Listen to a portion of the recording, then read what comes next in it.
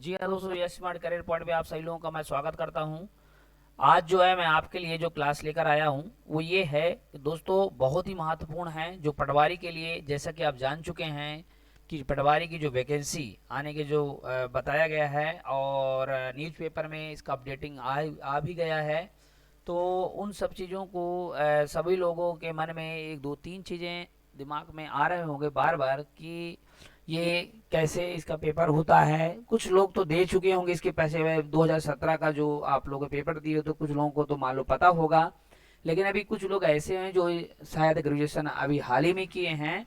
तो ऐसे व्यक्ति के मन में ये आता है कि भाई कितना मान होगा, कितने ग्रेजुएशन कहाँ तक, मतलब ग्रेजुएशन से है कि 12वीं+ से भर सकते हैं इसमें फॉर्म, फिर सीपीसीटी नहीं किए हैं तो क्या इसमें फॉर्म नहीं भर सकते हैं, या फिर कर लिए हैं या फिर नहीं किए हैं तो क्या होने के बाद कितने वर्ष तक इसको हम कर सकते हैं।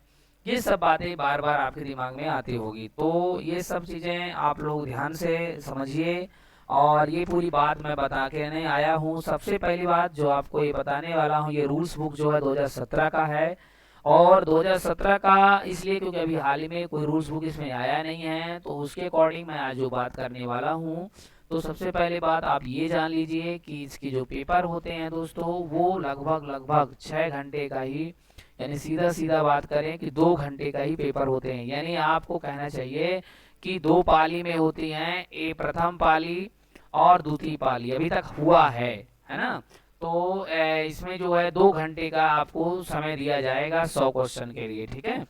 और दूसरी बात हमें इसमें क्या है और ध्यान रखना है, ध्यान ये रखना है बेटा कि अभ्यर्थियों का सबसे पहली बात आपका आधार पंजीयन अनिवार्य है वहाँ पे, रोजगार रोजना कार्यालय में, और ई क्या है KYC आवेदन पत्र ही वहाँ पे मान्य होंगे।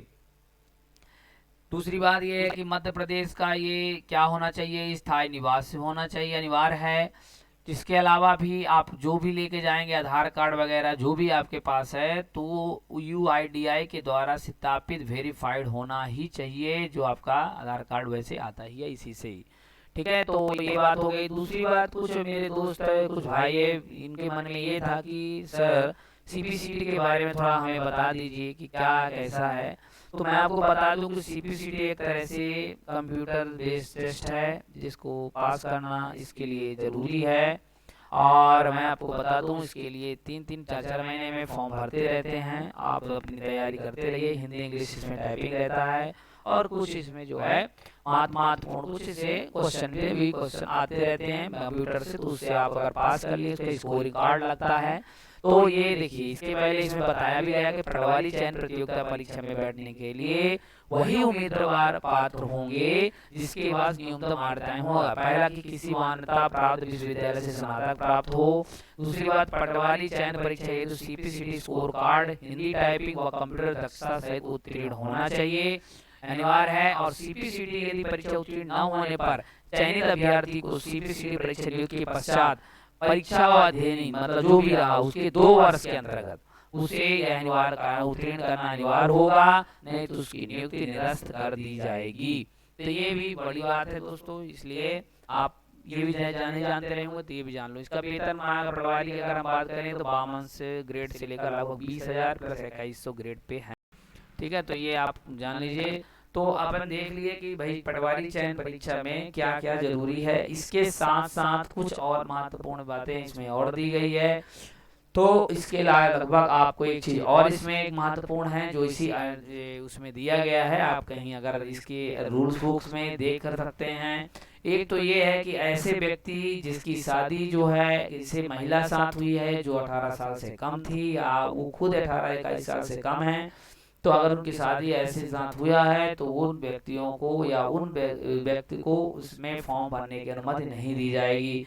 दूसरी बात है, अगर बच्चे के आधार पर देखा जाए तो यदि 2 बच्चे से ज़्यादा बच्चे हैं अगर उनको, तो ऐसे उम्मीदवार को जो है फॉर्म नहीं भरने दिया जाएगा, या उसको अनिवार्य मतलब अगर बाद में इनका जैसे हुआ अगर, तो इनका जो देखने के बाद जो भी वेरीफाइड होता है उसके आधार पे इनको इनकी जो पेपर है या कि उनकी नियुक्ति क्या कर सकते हैं, निरस्त कर सकते हैं, ठीक है।